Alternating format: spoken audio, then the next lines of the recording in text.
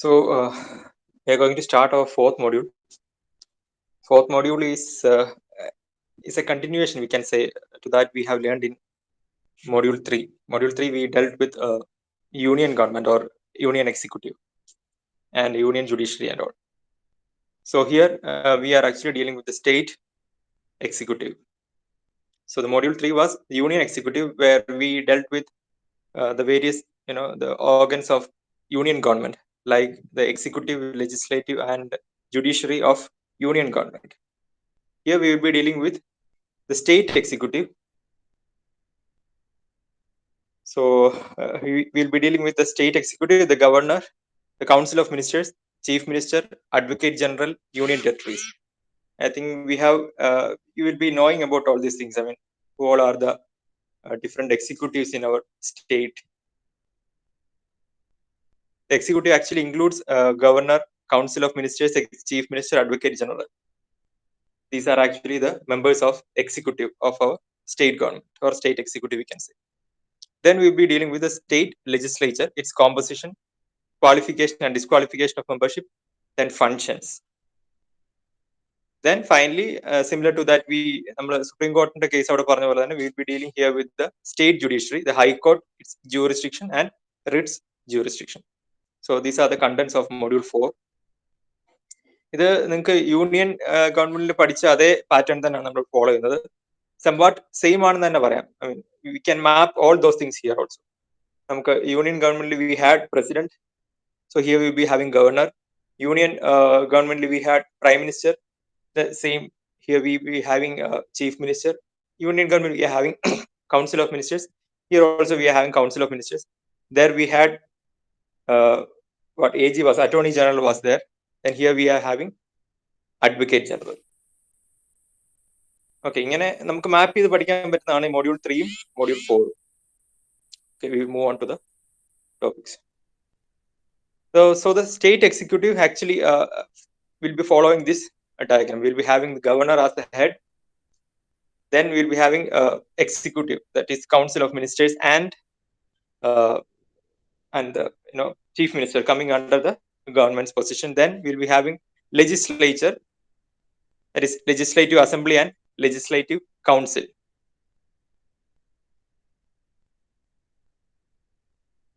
So this will give a comparatively a clear picture of state executive. If you are asked for state executive in a diagram representation, you can draw this one.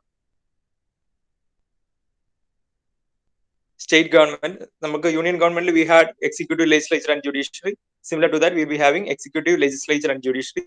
Here in the executive, we'll be having governor, chief minister and council of ministers. And in legislature, we'll be having legislative council and legislative assembly. Legislative council is called upper house and legislative assembly is called lower house. ഈ legislative council എന്ന് പറയുന്നത് നമുക്ക് സാധാരണ നിയമസഭ ഉണ്ടല്ലോ കേരളത്തിൽ. Will be having ഈ MLA എന്ന് പറയുന്നത് അവർ എലക്ട് ചെയ്യുന്നത് നമ്മൾ നിയമസഭയിലേക്കാണ്. That is actually legislative assembly. So that is actually the lower house.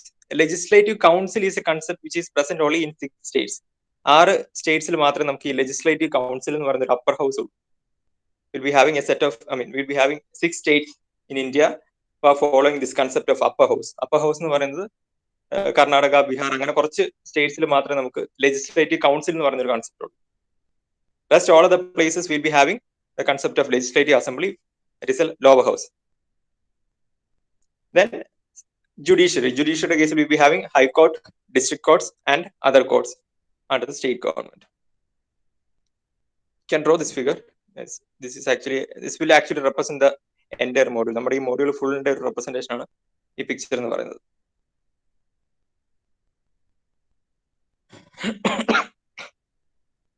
തെറ്റിപ്പോരുത്, legislative council is the upper house which is actually not present in all the states. നമുക്ക് 6 സ്റ്റേറ്റ്സിൽ മാത്രമേ legislative council ഉള്ളൂ.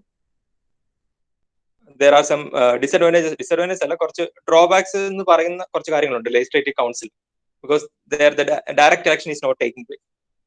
നമുക്ക് നേരത്തെ യൂണിയൻ ഗവൺമെന്റിന്റെ കേസിൽ അല്ലെങ്കിൽ യൂണിയൻ ലെജിസ്ലേച്ചറിന്റെ കേസിൽ we had Rajya Sabha right as the upper house and Lok Sabha as a lower house. So ഇവിടെ ലോവർ ഹൗസ് എന്ന് പറയുന്ന legislative assembly and legislative council എന്ന് പറയുന്ന അപ്പർ ഹൗസ് ആണ്. That is not there in all the states. Only 6 states will be having legislative council. Remember that. ഇത് തെറ്റിപ്പോയത്, തമ്മിൽ തിരിഞ്ഞു പോവുകയും ചെയ്തു. Legislative Assembly is there in all states. Then finally the judiciary part to be headed by High Court in state, district courts and other sub courts.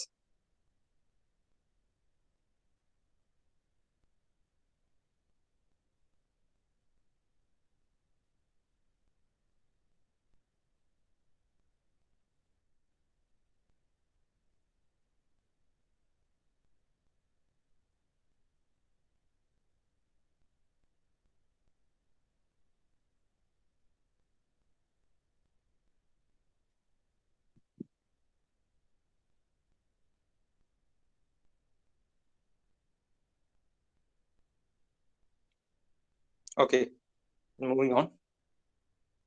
The state executive consists of the chief minister, the council of ministers and the governor. It has the same parliamentary pattern as we followed in the union government case, with upper hand being given to the union in certain matters. This has been done to maintain the unitary spirit of the structure of the country. നമുക്ക് നമ്മുടെ national അല്ലെങ്കിൽ ഇന്ത്യയിൽ we are actually following a federal system in the sense the power is not concentrated to a single body. ഒരു union ഗവൺമെന്റിലേക്കോ അല്ലെ state ഗവൺമെന്റിലേക്കോ we are not concentrating the power fully concentration of power is not there. Actually the power is distributed to union government, state government, then we'll be having the local self governments, right? പഞ്ചായത്തും അങ്ങനെ municipalities അങ്ങനെ എല്ലായിടത്തും power നമ്മൾ distribute ചെയ്തിരിക്കുകയാണ്. That's why we call that we are following a federal system of government. Okay. So the governor plays twofold role of being, once again, government plays the twofold role of being the constitutional head at the state level, as well as being a link between the state government and the center. So the governor is actually been appointed by the President of India. Governor is actually acting as a link between the state government and the center. He or she acts on the advice of Council of Ministers and all executive actions are taken in his name. So നമ്മളിത് union ഗവൺമെന്റിന്റെ കേസിലും പറഞ്ഞിട്ടുണ്ടായിരുന്നു. President, even if he is a nominal head, all the executive or administrative decisions have been taken on his name. Presidentന്റെ പേരിലാണ് നമ്മൾ നിയമങ്ങളൊക്കെ ഇറക്കുന്നത്. But still the executive head will be the prime minister in union government. Similar to that, governor will be the nominal head of the government, state government, but the real head or executive head will be the chief minister itself. So these are the important articles of state executive. State executive എന്ന് പറയുന്ന ഈ ഒരു കൺസെപ്റ്റിൽ അല്ലെങ്കിൽ ഈ ഒരു മോഡ്യൂളിൽ നമുക്ക് relate ചെയ്യാൻ പറ്റുന്ന കുറച്ച് ആർട്ടിക്കിൾസ് എന്ന് പറയുന്നത് ഈ പറയുന്നതാണ്. We having article 153 to 162, which deals with the governor and his qualifications, his tenure, his powers and all. Then article 163 to 164 will be dealing with council of ministers. Article 165 will be dealing with advocate general of the state. And finally, article 166 and 167 will be dealing with conduct of business of the government.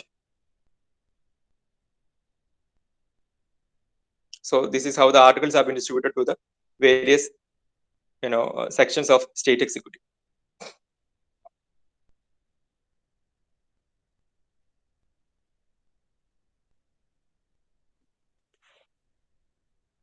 So we'll start with governor.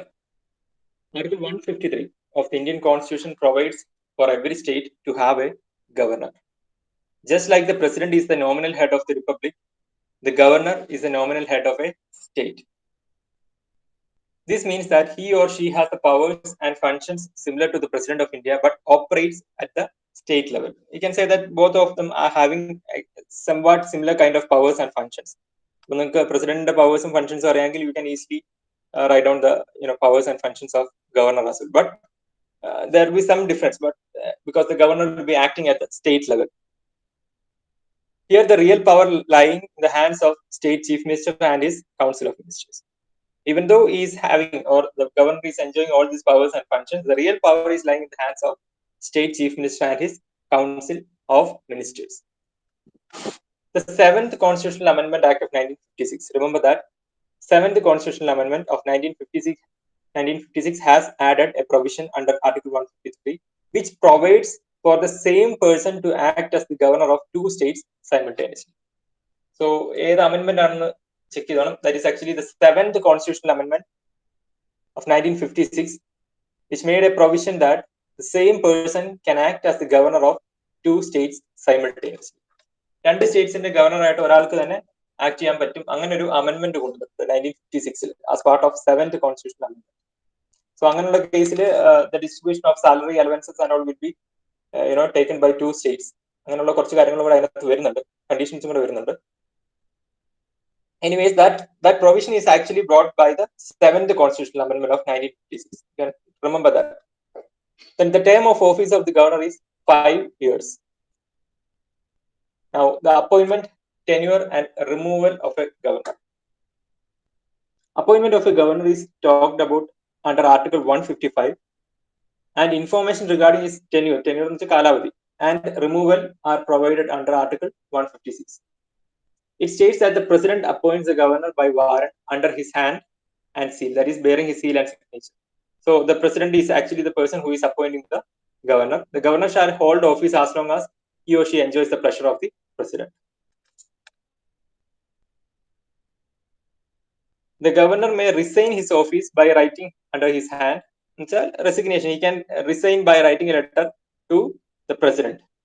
In accordance with the foregoing provisions of this article, the governor's term of office shall be 5 years from the date on which he or she enters upon his office, provided that the governor shall continue to hold office until his or her successor enters upon the office, notwithstanding the expiration of his term.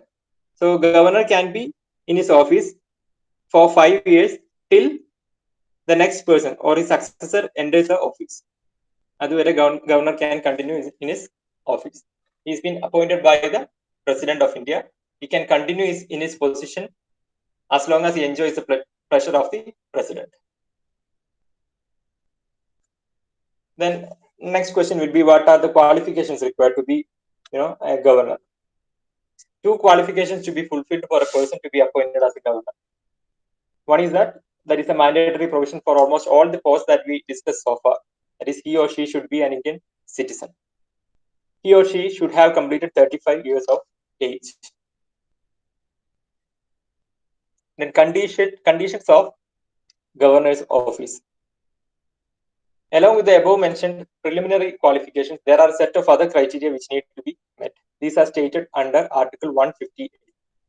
Main and qualifications should be a citizen of India and he should have completed 35 years of age. And additional criteria, we'll go through that now. He or she should not be holding any office of profit. This is also a very common point that is present in almost all the posts. He should not be holding any office of profit. He or she should not be a member of parliament or any other state legislature. However, if someone holding these positions is appointed as governor, he or she would have to vacate their previously held office. Okay. Member of parliament or where state legislatures member avan padilla. If he is holding some positions of that sort, when he is appointed as governor, he should vacate the previously held office. He or she is provided with such allowances, emoluments, and privileges which the parliament provides by law. So all the allowances and privileges will be provided as per the law created in the parliament. The above mentioned allowances, emoluments, and privileges would not be diminished during his entire term. Further, if 2 states come under him, such expenses would be shared between them in accordance with the president's decision.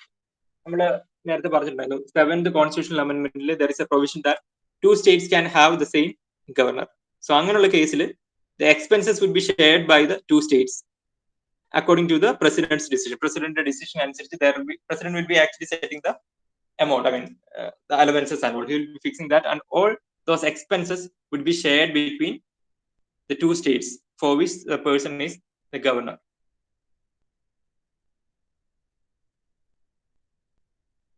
So remember the qualifications, 2 preliminary qualifications. He or she should be an Indian citizen. He or she should have completed 35 years of age. Then where criteria, he should not be holding any office of profit. Government organizations working not even in NGOs or any offices. He should not be a member of parliament or any other state legislature. If he is holding some position of that sort, he should resign from that position before before holding the position of a governor. then he or she is provided with allowances, emoluments, and privileges which are provided by which are passed by the parliament by some law. പിന്നെ ഈ പറയുന്ന കാര്യങ്ങളെല്ലാം, ഈ പറയുന്ന allowances, privileges, all these will be there for him during the entire 5 years. ആ 5 വർഷം this will be there. This cannot be diminished or this cannot be removed or taken from him. Then രണ്ട് സ്റ്റേറ്റ്സിന്റെ കാര്യം, remember that was mentioned as part of 7th constitutional amendment of 1956, which under which 2 states can have same governor, and in such a case the expenses would be shared between the 2 states in accordance with the decision of the President of India.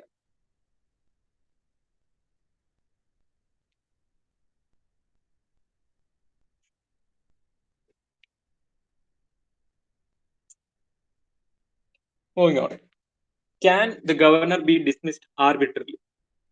So as per Articles 155 and 156 of the Constitution, the governor is an appointee of the President and holds office as long as he continues to enjoy his pleasure.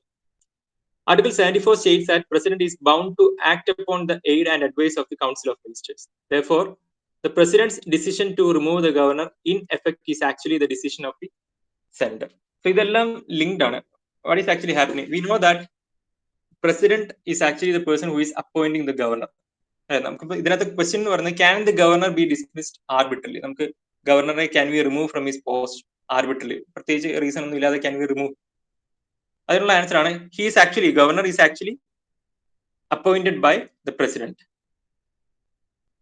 Article 74 states that president is bound to act upon the advice of council of ministers. ഇവിടെ സെന്ററിന്റെ case, സെന്ററിലുള്ള council of ministers and prime minister can advise the president on certain matters. അല്ലെ, കുറച്ച് കാര്യങ്ങളിൽ പ്രസിഡന്റിനെ advice ചെയ്യാം. And he is bound to act upon, when such advices come, he is bound to act upon such advices from the center. Union government ഇതെല്ലാം അങ്ങോട്ടും ഇങ്ങോട്ടും linked ആണ്. Union ഗവൺമെന്റിന്റെ അഡ്വൈസസ് പ്രസിഡന്റ് സ്വീകരിക്കുക. കാരണം president is actually a nominal head, is not an elected head, right? Nominal head മാത്രമാണ്. The actual decision is coming from the center itself. So indirectly we can say that center itself is actually appointing the governor. Center ആണ് ഓരോ സ്റ്റേറ്റിലെയും governor appoint നമുക്ക് indirectly പറയാം, even though the appointments have been done by the president of India. ഇതെല്ലാം linked ആണ്. പ്രസിഡന്റിന് ആര് advise കൊടുക്കുന്നത്? It's being given by the centre council of ministers and the prime minister. So he is bound to take their, or he is bound to act upon their advice. Who? President. President is actually appointing the governor.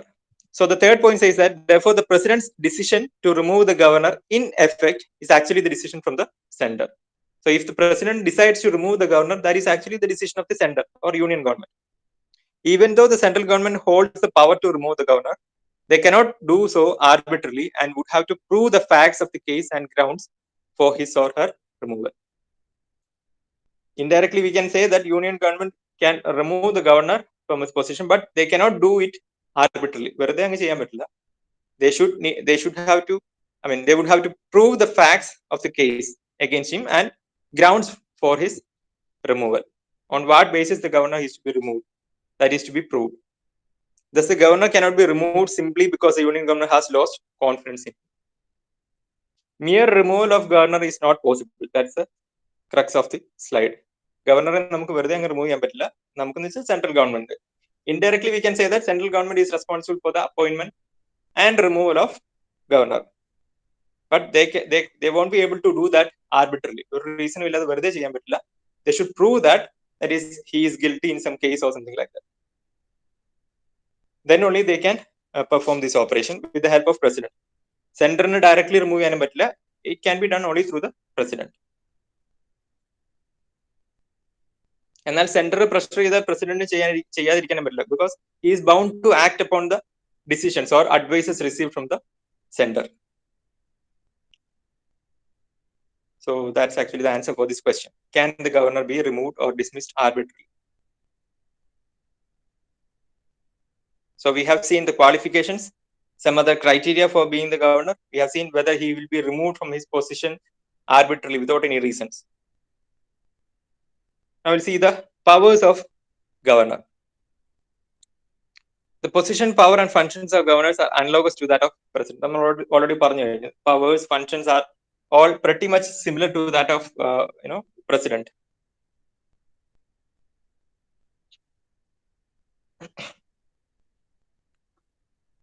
So the 4 types of powers includes executive power, that is related to administration, appointments and removals.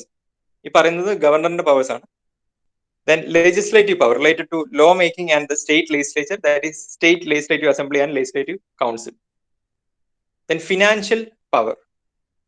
Finally, the judicial power.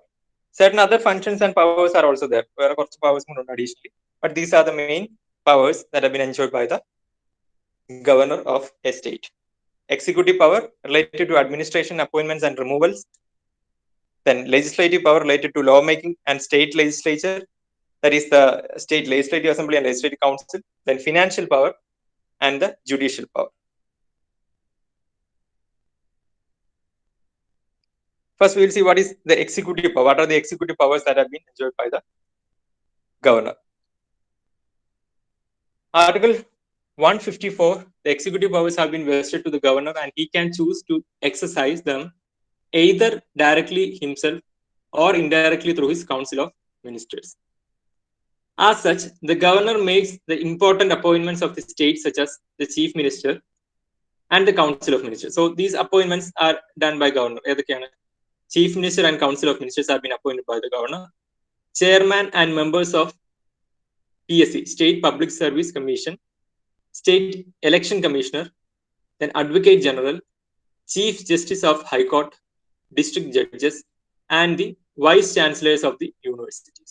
നമുക്കറിയാം governor will be the chancellor of all the universities in our state. അല്ലെ, എല്ലാ സ്റ്റേറ്റിലെയും നമ്മൾ by default governor will be the chairman of, chancellor of all the universities, including നമ്മുടെ യൂണിവേഴ്സിറ്റിയുടെ ഉൾപ്പെടെ chancellor എന്ന് പറയുന്നത് it will be governor.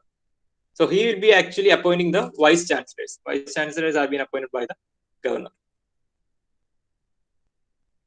Okay, ഏതൊക്കെയാണ് appointments governor നടത്തുന്നുള്ളത്?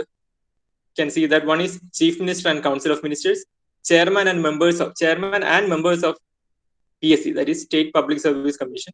State Election Commissioner is also been appointed by the governor. Then Advocate General or AG we will say. Then Chief Justice of High Court and District Judges and the Vice Chancellors of the universities. So these many appointments are actually being done by the governor. എന്നാൽ governor ഇത് സ്വന്തമായിട്ട് ചെയ്യുന്നതല്ല. He cannot appoint വെറുതെ ഒരാളെ chief minister ആയിട്ട് appoint ചെയ്യാൻ പറ്റില്ല. There are some criteria for that, അല്ലെ?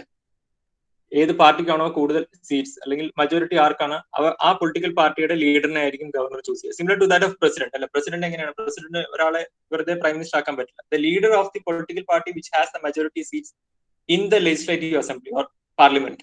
In case of union government കേസിൽ പാർലമെന്റിലെ ഏറ്റവും കൂടുതൽ സീറ്റ്സ് ഉള്ള പൊളിറ്റിക്കൽ പാർട്ടിയുടെ ലീഡറിനെ ആയിരിക്കും ഗവർണർ മന്ത്രിസഭ രൂപീകരിക്കാൻ വേണ്ടി ക്ഷണിക്കുക. That's actually the term used, അല്ലെ?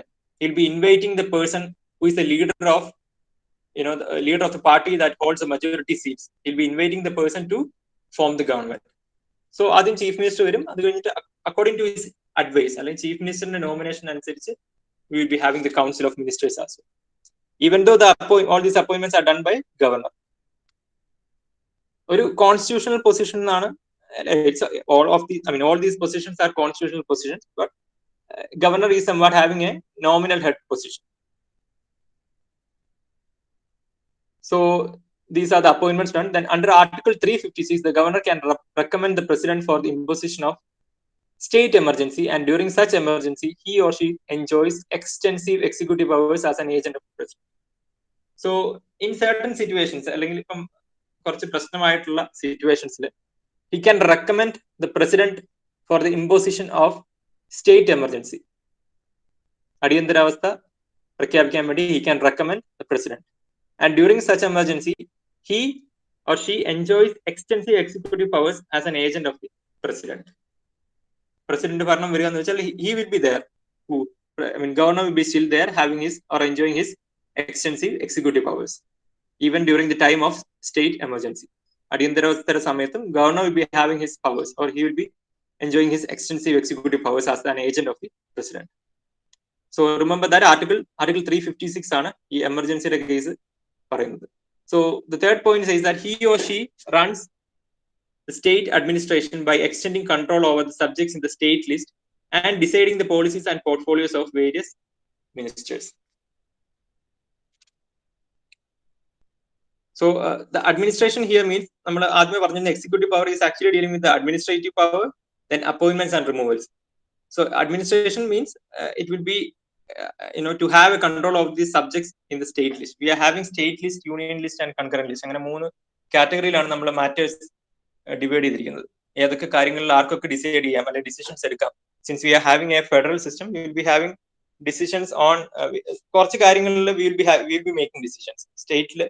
സ്റ്റേറ്റിനായിരിക്കും ഡിസിഷൻ എടുക്കാനുള്ള അധികാരം. കുറച്ച് കാര്യങ്ങളിൽ union will be taking the decision. So അങ്ങനെ നമ്മൾ ലിസ്റ്റ് അതിന് പ്രൊവൈഡ് ചെയ്തിട്ടുണ്ട്. Will be having state list, we having union list, and we will be having concurrent list. So these are the executive powers of governor of the state.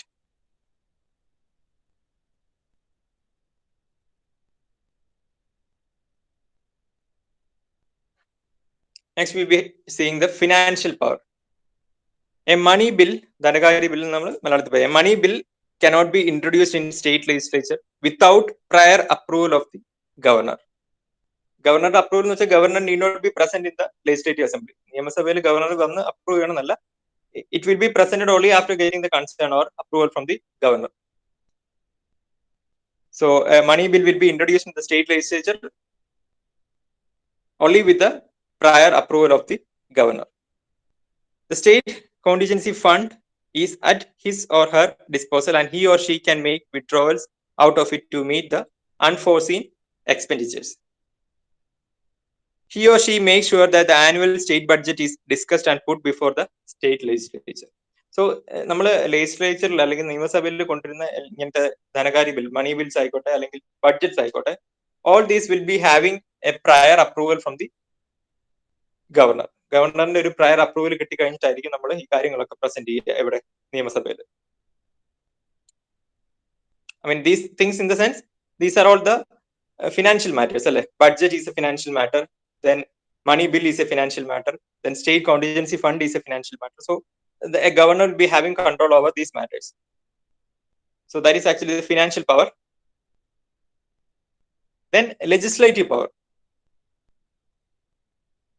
Legislative power in the sense, the governor has the power to summon and prorogue both houses of legislature. He or she has to make sure that the maximum gap between two sessions of the houses is 6 months. So നിയമസഭ കൂടിച്ചേരുന്നതിന്റെ ഒരു അതിന്റെ gap എന്ന് പറയുന്നത് 2 sessions, 2 consecutive സെഷൻസിന്റെ gap എന്ന് പറയുന്നത് it should not be more than 6 months. ഇപ്പൊ നമുക്ക് നിയമസഭ നമ്മുടെ സ്റ്റേറ്റിൽ നടന്നുകൊണ്ടിരിക്കുകയാണ്. സോ അത് കഴിഞ്ഞാൽ ഒരു 6 മാസത്തിനകം അടുത്ത നിയമസഭ കൂടണം എന്നുള്ളതാണ്. So he should ensure that is the maximum gap between the 2 sessions of the houses is 6 months. അതിന് മുകളിൽ പോകാൻ പാടില്ല എന്നുള്ളത് എൻഷുർ ചെയ്യുന്നത് ഗവർണർ ആയിരിക്കും. So under Article 192, the governor has the authority to disqualify any legislator who fails to comply with the conditions given under Article 191. The governor has to address the state legislature. നമ്മൾ കണ്ടിട്ടുണ്ട്, നയപ്രഖ്യാപനം കണ്ടിട്ടുണ്ട്. So whenever a new government forms, government പുതിയതായിട്ട് form ചെയ്യുന്ന സമയത്ത് the first address will be actually in the legislature will be done by the governor.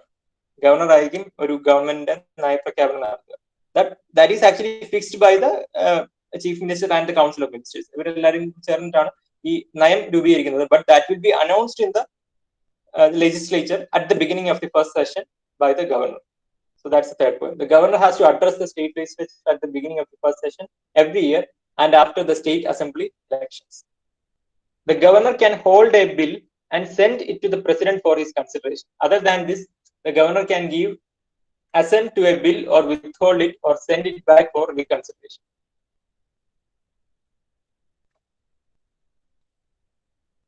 Judicial powers.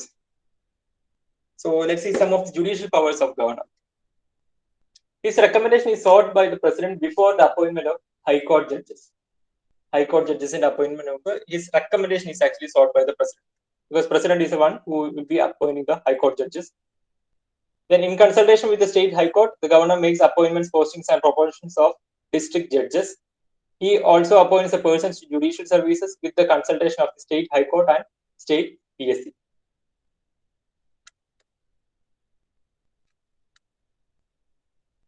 These are the judicial powers. So we have seen the 4 different powers, that is executive powers, our administration, then appointments and removals. Executive powers. Then we saw the financial power, where we saw about the money bill. Money bill pass ചെയ്യുന്ന മുമ്പ് അതുപോലെ annual budget passing number, we should get, or the they should get the prior approval from the governor, and the state contingency fund is also been in the hands of governor. Then it was a legislative power. Legislative power we have seen എല്ലാ സെഷന്റെ മുമ്പിൽ എല്ലാ ഒരു election കഴിഞ്ഞിട്ട് പുതിയതായിട്ട് government form ചെയ്യുന്ന സമയത്ത് the legislature will be initially addressed by the governor, and also he has the power to remove or dismiss or disqualify any legislature who fails to comply with the conditions. Also, he will be ensuring the maximum gap between two sessions of the houses is 6 months. And finally, judicial powers എന്ന് പറയുന്നത് High Court judge-നെ appoint ചെയ്യുന്നത് president ആണ്, but it will be on the basis of recommendation received from the governor. Also, he will be performing the appointments, postings and promotions of the district judges in consultation with the state High Court. So these are the different powers. Then some additional things are also there. ഈ പറഞ്ഞ 4 കാര്യങ്ങളാണ് main ആയിട്ടുള്ള powers: executive, financial, legislative and judicial powers. ഇനിയും കുറച്ച് additional functions and powers എന്ന് പറയുന്നത് pardoning power. That is according to article 161, the governor can grant pardons, respites and remissions of punishment, or suspend, remit and commute the sentence of a person convicted of any offense relating to matters under the state executive power, exception being cases decided by a court martial. So നമ്മൾ ദയാഹർജി എന്നൊക്കെ പറയുന്നത് പ്രസിഡന്റിന് കൊടുക്കാറുണ്ടായിരുന്നു. So അതുപോലൊരു provision is there for the governor as well. He can also grant pardons for the person who has been sentenced for any offense related to the matters under the state executive power.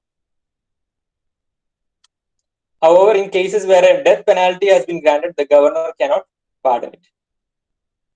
വധശിക്ഷ വിധിച്ച കേസിൽ he will not be able to grant pardon. Discretionary powers. The governor can use these powers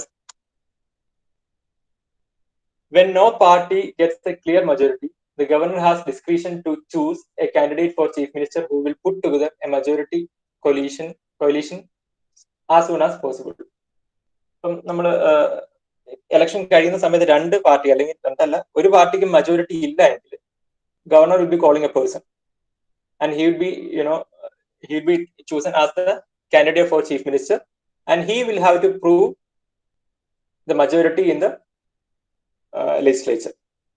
നമ്മളത് നേരത്തെ കർണാടകയിൽ കണ്ടിട്ടുണ്ട്.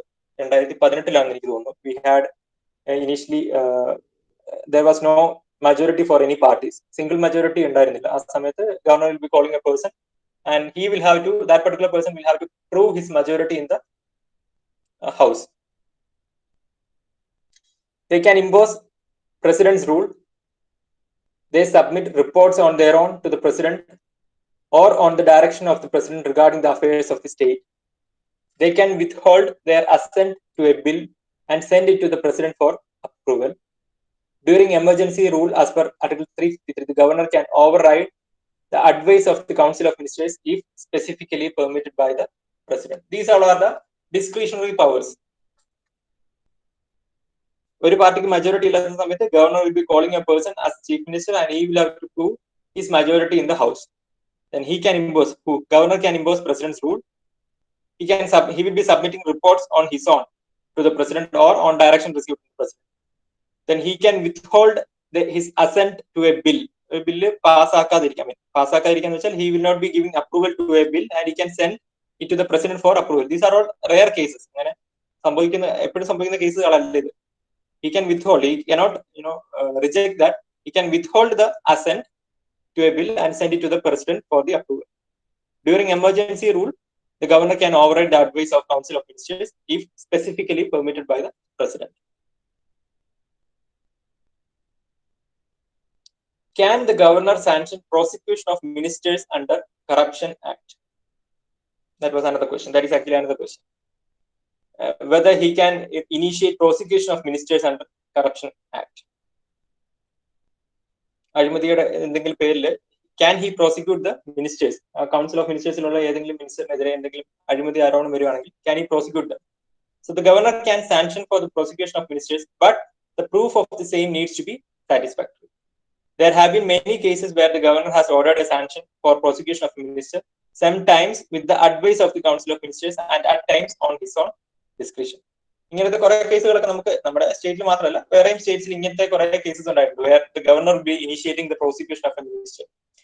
But this can be done only with a valid proof, only if the proof for the same is been available in a satisfactory manner.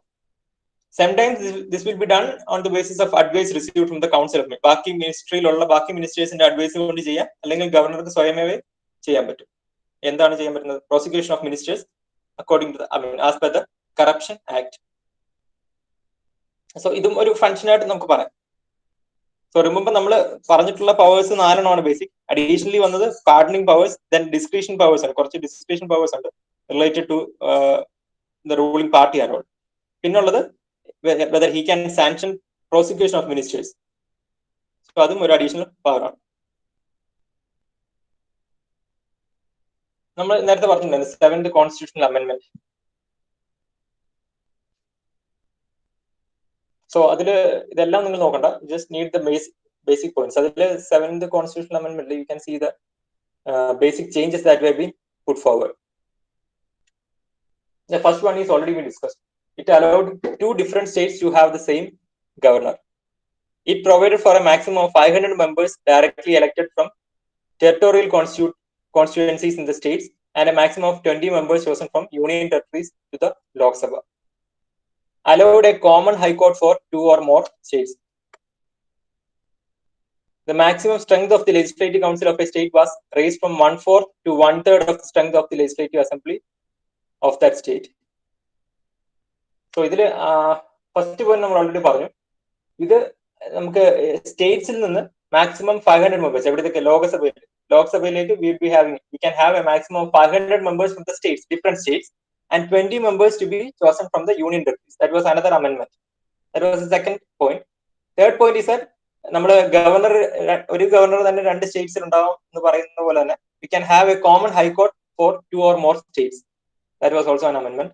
Then maximum strength of legislative council of a state. നമ്മൾ already പറഞ്ഞു legislature എന്ന് പറയുന്നത് upper house lower house ഉണ്ട്. But 6 സ്റ്റേറ്റ്സിൽ മാത്രമേ ആ upper house ഉള്ളൂ, that is legislative council ഉള്ളൂ. ആ ലെജിസ്ലേറ്റീവ് കൗൺസിലിന്റെ മാക്സിമം സ്ട്രെങ്ത് എന്ന് പറയുന്നത് maximum strength of the legislative council of a state was raised from 1/4, which was initially 1/4, to 1/3 of the strength of legislative assembly of that state. ആ സ്റ്റേറ്റിലെ legislative അസംബ്ലിയിൽ എത്ര members ഉണ്ട് അതിന്റെ 1/3 will be the maximum strength of the legislative council. Okay, ഈ upper ഹൗസും lower ഹൗസും ഉള്ള സ്റ്റേറ്റ്സിൽ നമുക്കിപ്പം കേരളത്തിൽ we are having just 1 member, legislative assembly മാത്രമേ, we are not having legislative council, but in Karnataka we will be having legislative council also. Okay, legislative councilന്റെ maximum strength എന്ന് പറഞ്ഞാൽ it will be 1/3 of the number of members in legislative assembly. legislative assemblyന്റെ 1/3 number ആയിരിക്കും legislative councilന്റെ count അല്ലെങ്കിൽ maximum strength എന്ന് പറയുന്നത്.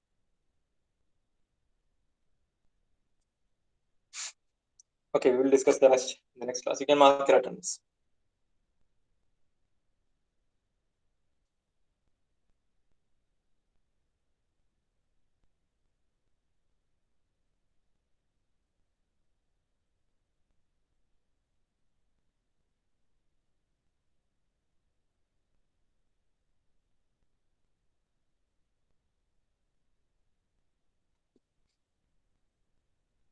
Thank you.